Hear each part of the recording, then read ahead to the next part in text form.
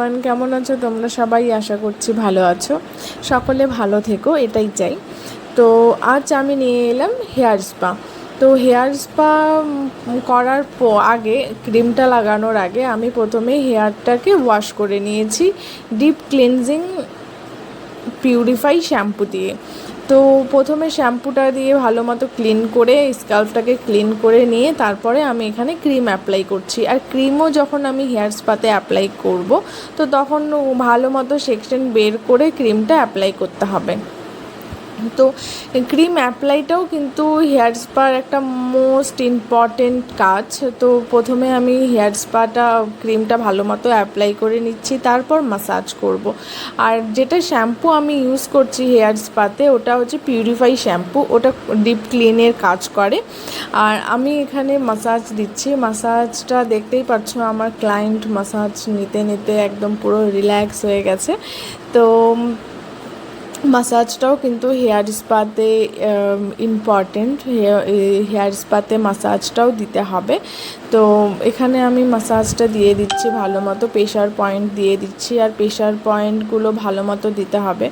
তো এখানে আমি প্রেশার পয়েন্টও দিয়ে দিচ্ছি। আর অনেক কথাও বলছিলাম আমরা, তো সেগুলো তোমাদের সাথে আর কি শেয়ার করা যাবে না। যদি শেয়ার করা যেত তাহলে অবশ্যই আমি শেয়ার করতাম। তো এখানে আমি হেয়ার স্পার মাসাজটা করে দেওয়ার পরে এখানে এয়ারের মাসাজটাও করে দিচ্ছি, কারণ একটা পার্ট কিন্তু খুবই জরুরি। আর যেই আমার ক্লায়েন্টটা এসছে, ইনাকে সকলেই তোমরা কম বেশি চেনো, সকলেই চেনো আর কি। কারণ আর একটা ভালো কথা কি, আমার নামও রাখি, ওর নামও রাখি। তো আমাদের দুজনের নামও সেম। আর সম্পর্কে উনি আমার বৌদি লাগে, অনেক দূর সম্পর্কে যদিও। তো কেমন করে আমাদের সম্পর্কটা হয়ে গেছে জানি না, কিন্তু বেশ খুব ভালো। ননদ বৌদির সম্পর্কটা খুব বেশ ভালো, ভালো জমে গেছে আর কি। তো বৌদি আমার এখানেই আসে, হেয়ার স্পা হোক বা আরও অন্য কিছু যেটারই কাজ হোক, স্কিনের হোক, হেয়ারের হোক, তো এখানেই আসে আর কি।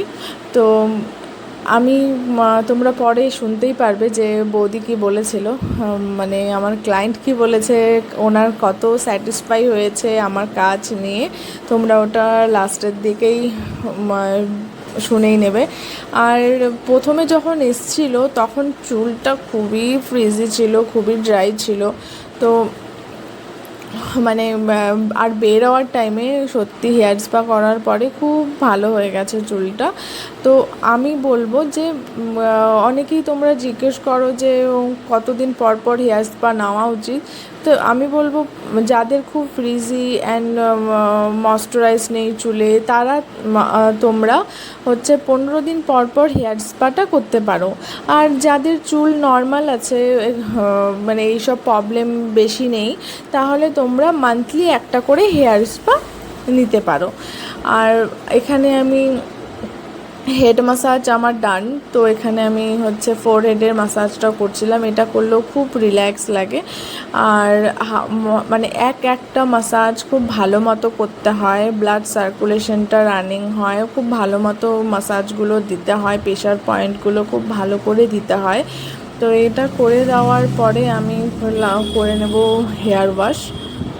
হেয়ার ওয়াশ করার পরে আমি এখানে টাওয়েল ড্রাই করে নিচ্ছি, ভালো মতো টাওয়েল ড্রাই করে নিতে হবে। আর এখানে আমি ব্লো ড্রাই করছি।